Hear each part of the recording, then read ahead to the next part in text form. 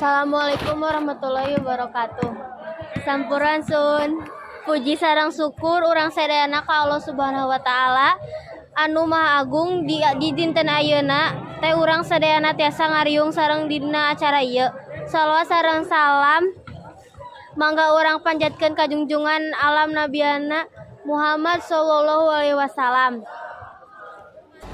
Para wargi nu pikahormat, simkuring dina kesempatan ieu bade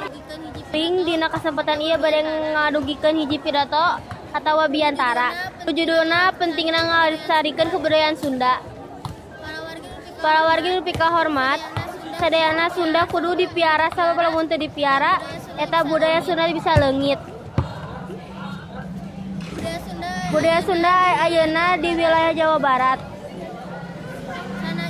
Sanajan urang Sunda teh loba, aya mang juta-juta, tapi lamun budayana teh dipiara, mah eta budaya teh tiasa leungit oge. Kupituna urang sadayana utamina nu aya di Jawa Barat kanggo tiasa terus ngalestarikeun budaya Sunda.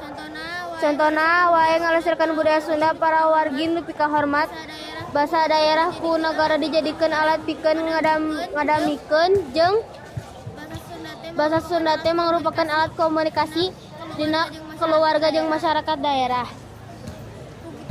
Kukituna hayu urang sasarengan mekarkeun budayaan sorangan. Hatur nuhun kana perhatosan nana, hapunten upami aya kecap nu nyinggung para wargi.